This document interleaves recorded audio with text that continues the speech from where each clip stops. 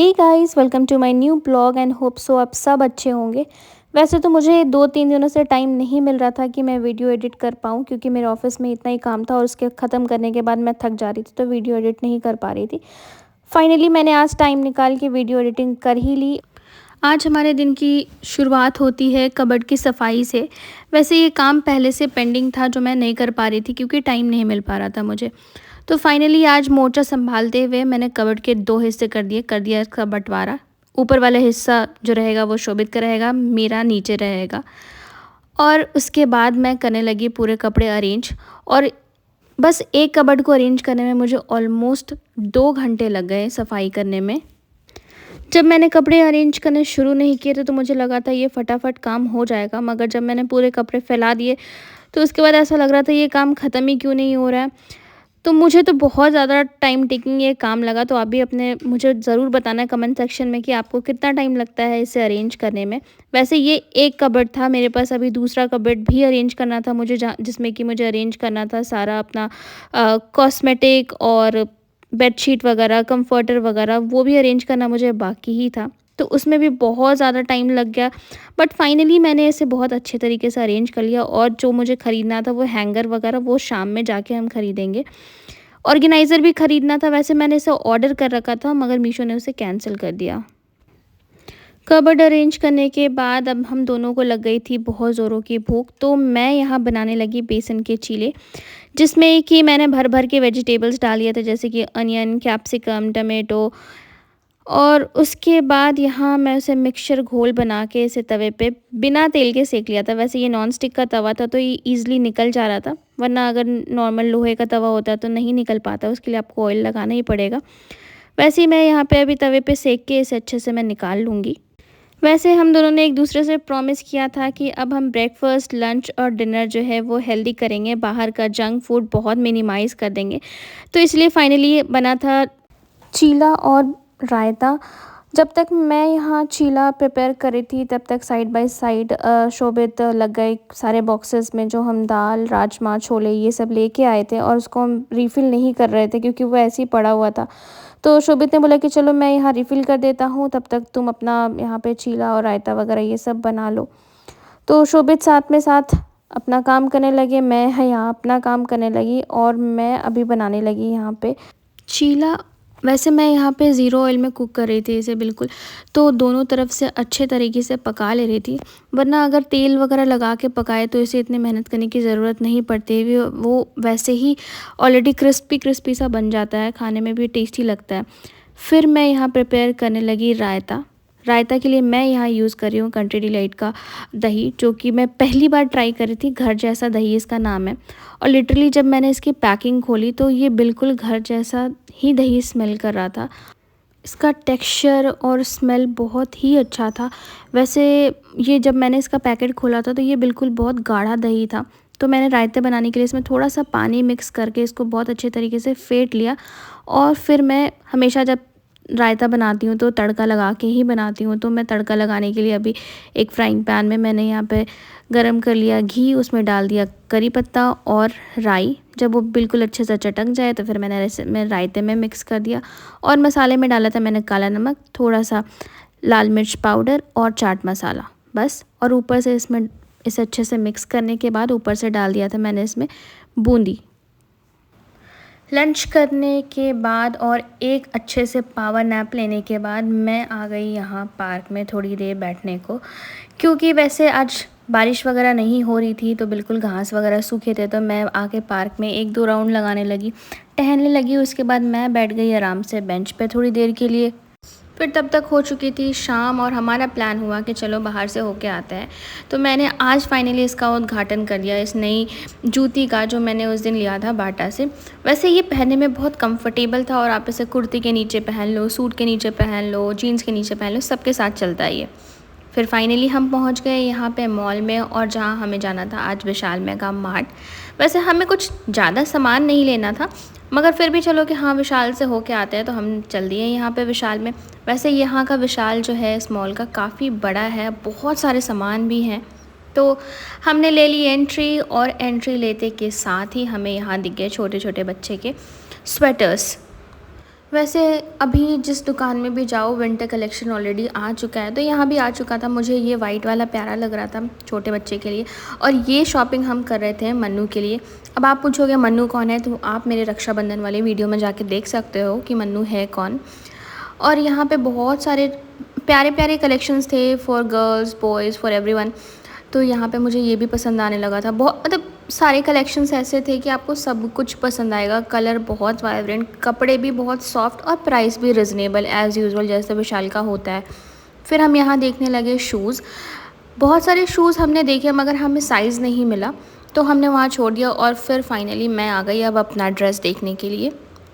वैसे ये ड्रेस मुझे अच्छा लग रहा था, वाइट में फ्लोरल लॉन्ग ड्रेस था, अच्छा लग रहा था। आप स्नीकर्स वगैरह पे स्टाइल कर सकते हो। वैसे मैंने यही सोचा था कि मैं भी ऐसे ही स्टाइल करूँगी इसे। फिर 2-4 और ड्रेस देखे मैंने, ये ब्लू वाले देखे और एक और था ऑरेंज कलर का भी मैंने देखा था, मगर किसी में भी साइज़ अवेलेबल ही नहीं था मेरा। यहाँ पे भी ये कोई साइज़ अवेलेबल नहीं था। मैंने जो हाथ में ले रखा है वो भी मुझे साइज़ नहीं मिला।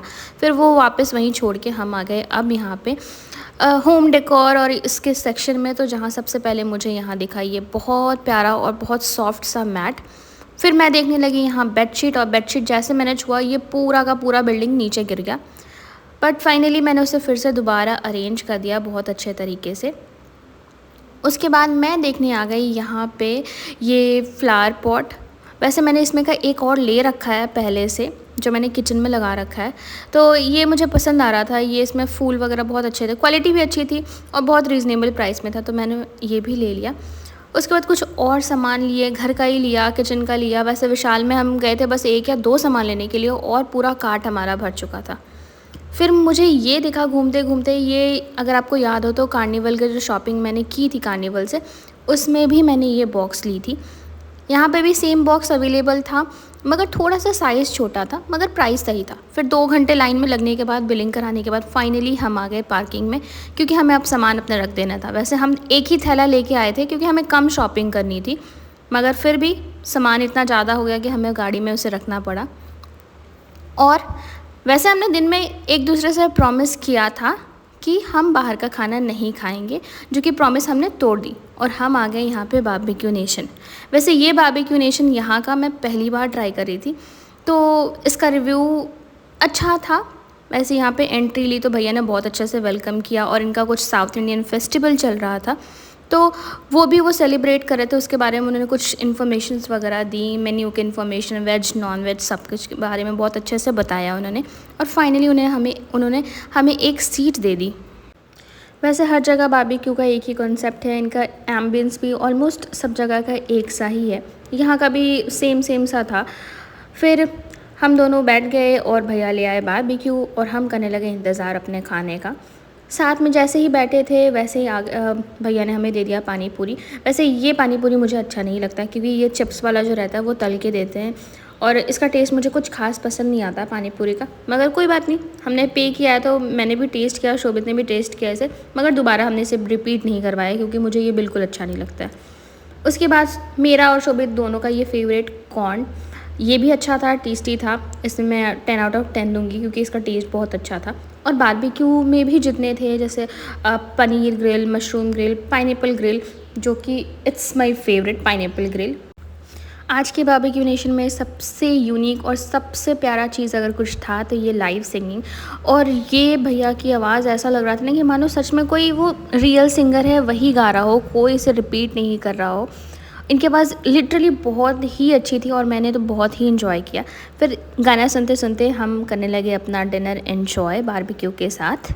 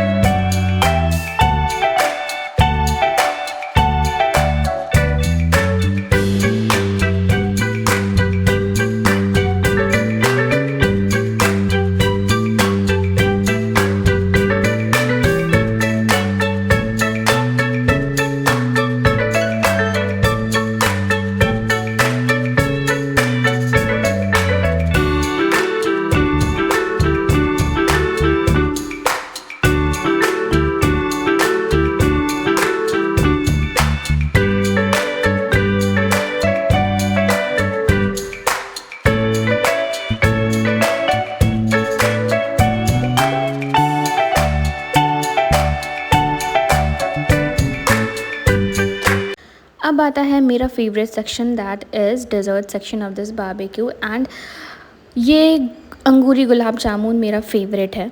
वैसे आइटम्स तो बहुत सारे होते हैं, जैसे केक, पेस्ट्री, रबड़ी, बहुत सारे ऑप्शन होते हैं, मगर ये अंगूरी gulab jamun is always the best of the barbecue. और उसके बाद यहाँ हम करने लगे एन्जॉय सिंगिंग के साथ। वैसे बहुत खा लिया था, तो अब एक फुल प्लेट ऑफ सैलड बहुत ज़रूरी है, तो मैंने लिया है एक फुल प्लेट ऑफ सैलड। और यहाँ शोभित लेने लगे अपना डिनर। वैसे दोनों का ही ले रहे थे, क्योंकि मेरा पेट बारबेक्यू और डेज़र्ट के बाद भर जाता है, तो मैं कभी भी डिनर ट्राई नहीं कर पाती हूँ। जो है थोड़ा मोड़ा ट्राई कर लिया, तो आज भी वैसे ही था, मेरा पेट बहुत ज़्यादा फुल हो चुका था ठूस ठूस के। उसके बाद यहाँ पे हमने ले लिया डिनर में चपाती, पनीर और कुछ एक और भी वेजिटेबल था, उसका नाम कुछ साउथ इंडियन का था, तो जो मुझे याद नहीं है, मगर यस उसका टेस्ट बहुत ही अच्छा था। फिर लिया यहाँ पे नूडल्स, जो कि रियली बहुत टेस्टी था ये भी। और उसके बाद मैंने फ़िनिश की अपनी एक फुल प्लेट ऑफ सैलड और थोड़े थोड़े से मेन कोर्स जो अवेलेबल था वो। उसके बाद लास्टली कुल्फ़ी से हमने अपना बारबेक्यू फ़िनिश किया। और आज के ब्लॉग में इतना ही।